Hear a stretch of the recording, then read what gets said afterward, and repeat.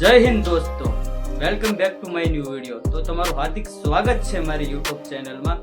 અને હવે હું તમને જણાવવા જઈ રહ્યો છું કે ભાઈ શું અલંગ શિપ યાર્ડ જે છે ત્યાં જે મોટું ક્રૂઝ શિપ જે આવેલું છે તે શું તૂટવા માટે આવેલું છે કે બસ એમ જ આવેલું છે તે હું તમને જણાવવા જઈ રહ્યો છું। જેમ કે આજકાલ સોશિયલ મીડિયામાં તમને સૌથી વધારે તેના વાયરલ વિડીયો જોવા મળતા હશે, બરોબર। તો હવે હું તમને જણાવવા જઈ રહ્યો છું કે ભાઈ શું તે શિપ જે છે ક્રૂઝ શિપ તે તૂટવા ખરેખર આવેલું છે તો તે હું તમને જણાવું। પરંતુ જો તમે એની પહેલા મારી ચેનલમાં નવા હોય તો પ્લીઝ યાર સબસ્ક્રાઇબ કરીને ઓલ નોટિફિકેશન પ્રેસ કરી દેજો, બરોબર, જેનાથી અપ ટુ ડેટ મારી ઇન્ફોર્મેશન તમારી સુધી પહોંચતી રહે, બરોબર।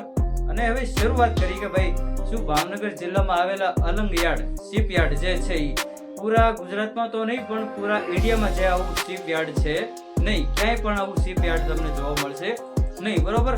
બધા જેમ કે દુનિયાના બધા શિપ અહીંયા તોડવા માટે આવે છે, બરોબર, કપાવવા માટે આવે છે ભાવનગર જિલ્લાના અલંગ ખાતે, બરોબર।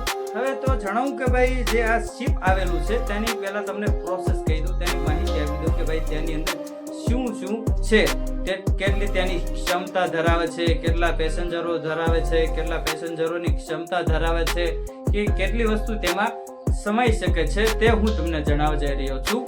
અને બીજું જે છે કે ભાઈ અહીંયા આ કેટલું મોટું છે અને કેટલા વર્ષ જૂનું છે તે હું તમને જણાવવા જઈ રહ્યો છું, બરોબર। તો હવે શરૂઆત કરીએ। સૌથી પહેલા શરૂઆત કરીએ તો ભાઈ તેમાં કુલ 476 કેબિન આવેલા છે, બરોબર। તેમાં 476 કેબિન બનાવવામાં આવેલા છે।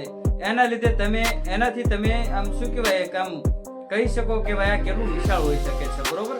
અને બીજું જે જેના કેટલા ફ્લોર છે, ફ્લોર એટલે માળ, કેટલા માળનું આ શિપ બનેલું છે તે હું તમને જણાવું છું ગાઈસ। 1 થી 2 3 4 5 એમ નહીં, એક સાથે 10 માળનું આ શિપ બનાવવામાં આવેલું છે, બરોબર। 10 માળ એટલે તમે વિચાર કરી શકો છો કે કેટલું ઊંચું હશે, કેટલું મોટું હશે, બરોબર।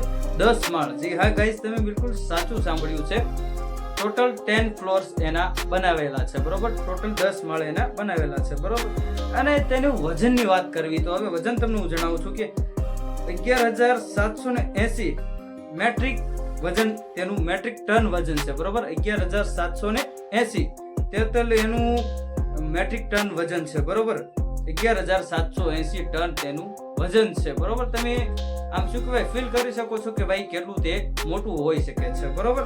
અને બીજું જે છે કે મુસાફરોની કેટલી સંખ્યામાં સમાઈ શકે છે તે હું તમને જણાવવા જઈ રહ્યો છું કે ભાઈ કે 1400 થી વધારે નહીં, સોરી ગાઈઝ, 1400 થી વધુ મુસાફરો આમાં સમાઈ શકે છે, 1400 થી વધુ મુસાફરો।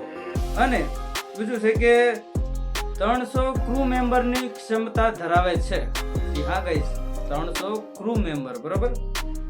એ તમે જાણી શકો છો કે કેટલી ભાઈ તેની વિશેષતા છે, કેટલી મોટી છે, કેટલી વિશાળ આ સ્ટીમર છે જે છે, બરોબર।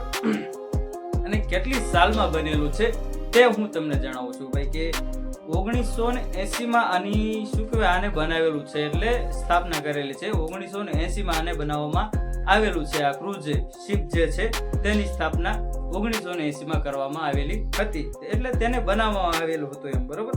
અને ગાઈઝ આમાં 3 સ્વિમિંગ પૂલ બનાવવામાં આવેલા છે, બરોબર। 3 સ્વિમિંગ પૂલ, તમે વિચાર કરી શકો છો કે ભાઈ એટલે આમ મેં તમને કીધું ફીલ કરી શકો છો કે ભાઈ આ કેટલી વિશાળ શિપ હશે, બરોબર। જેમાં 3 સ્વિમિંગ પૂલ બનાવવામાં આવેલા છે અને રેસ્ટોરન્ટ્સ, 5 સ્ટાર હોટેલ આ તો એમાં હોય જ છે, બરોબર। અને શું કહેવાય 5 સ્ટાર તમને લક્ઝરિયસ સુવિધા તમને તેમાં મળી રહે છે, બરોબર। અને આ જેમ કે ભાઈ અમુક સૌનો ટાઈમ અંતિમ ટાઈમ હોય છે, બરોબર। જેમ કે આનું શું કહેવાય સમય એક્સપાયર થઈ ગયો છે, એના માટે આ અલંગ ખાતે ભાંગવા માટે આવેલી છે, બરોબર। એટલે ભંગાણ તરીકે, ભંગાણ અર્થે આવેલી છે, જી હા ગાઈસ, તેને કપાવવા માટે આવેલી છે કેમ કે તેનો એક્સપાયર સમય થઈ ગયેલો છે, બરોબર। એટલે જેનાથી આને શું કહેવાય તેનો સમય પૂરો થઈ ગયો છે, બરોબર। જેમ કે મોટી મોટી બિલ્ડિંગો પણ પાડી દેતા હોય છે લોકો, તેનો એક્સપાયર સમય આવી જાય, એટલે જેમ કે આ જે ક્રૂઝ શિપ છે તેનો પણ એક્સપાયર સમય આવી ગયેલો છે, એટલે આને વધારે રિસ્ક ન લઈ શકાય કે ભાઈ આને હજુ ચલાવી શકાય કે ન ચલાવી શકાય એવું નથી, બરોબર। તેનો અંતિમ સમય છે એમ તમે સમજી લો, બરોબર। તેનો અંતિમ સમય છે એટલે એ એક્સપાયર થઈ ગયો, એના માટે એ કપાવવા માટે આવેલી છે ભાવનગર જિલ્લામાં આવેલા અલંગ શિપ યાર્ડ ખાતે, બરોબર।